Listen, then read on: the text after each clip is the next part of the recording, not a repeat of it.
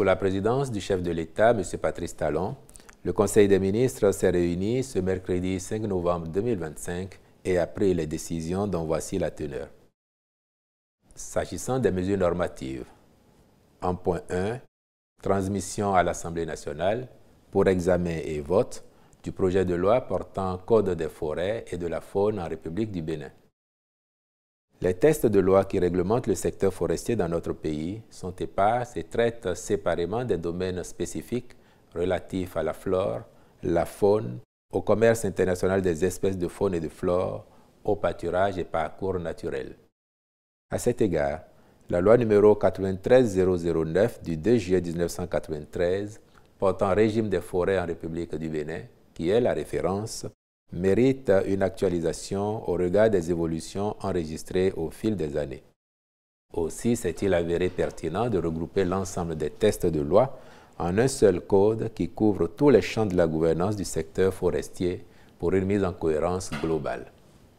En point 2, institutionnalisation des pôles économiques régionaux d'industrie légère et d'agro-industrie. Dans la logique de sa politique de promotion industrielle, le gouvernement a, en application de la loi numéro 2022-38 du 3 janvier 2023, fixant le régime des zones économiques spéciales en République du Bénin, mis en place un cadre physique de développement des industries qui y ont accès.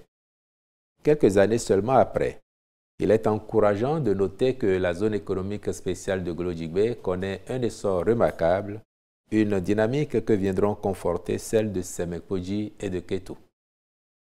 En vue de consolider les retombées de cette politique, il devient indispensable de mettre en place, par région, un modèle de cadre physique de développement des entreprises agréées au Code des investissements et intervenant dans les domaines dédiés à l'agro-industrie et à l'industrie légère, mais qui, en raison de leur taille et ou de leurs activités, ne peuvent accéder aux zones économiques spéciales.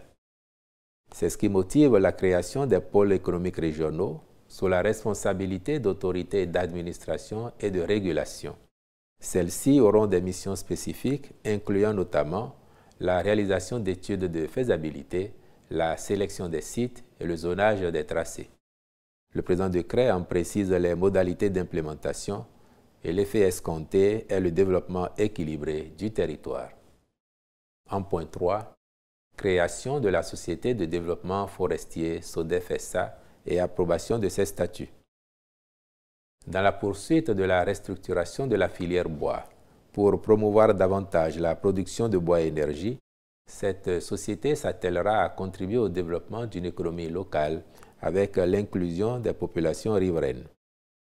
Elle veillera à préserver les enjeux climatiques et environnementaux, tels que la séquestration de carbone, l'atteinte des objectifs de développement durable, la sauvegarde de la biodiversité et des sols. De même, seront prises en considération les enjeux économiques à travers la production de bois d'œuvre, la transformation du bois avec la création d'emplois qui s'ensuit, la gestion et l'exploitation durable des forêts classées et autres domaines forestiers mis sous sa gestion par la Direction générale des eaux, forêts et chasses. Ces interventions impliquent par ailleurs la sécurisation du domaine forestier de l'État, la surveillance, la mise en place des plantations forestières et l'exploitation des produits qui en sont issus, en conformité avec les objectifs de développement durable et la politique forestière du pays. À terme, il est attendu de meilleurs résultats dans le développement et la valorisation des produits forestiers répondant aux besoins d'aménagement durable des forêts sous sa tutelle. Pour ce faire, la SODEF-SA reprendra les attributions de la Société nationale du bois. Le ministre chargé du développement durable prendra, en lien avec les autres ministres concernés, les dispositions nécessaires à son opérationnalisation. Comme autres mesures normatives, ont été adoptés les décrets portant transmission à l'Assemblée nationale pour examen et vote du projet de loi relatif à la répression du faux monnayage et des autres atteintes aux signes monétaires en République du Bénin. Attribution, organisation et fonctionnement de l'Agence judiciaire de l'État. Approbation des statuts modifiés de la Société béninoise d'énergie électrique SB2E SA.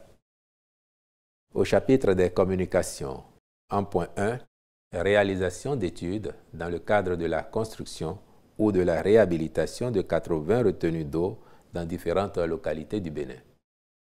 Ces études participent de la mise en valeur du potentiel hydro-agricole dont recèle le pays en vue de développer la pratique de l'irrigation par la maîtrise totale de l'eau.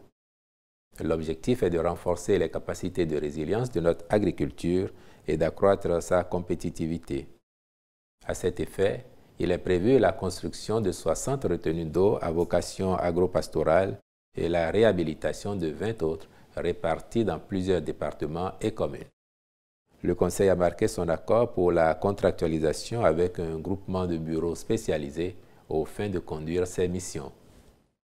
En point 2, contractualisation avec diverses sociétés dans le cadre du projet de construction du siège des institutions de régulation à Cotonou.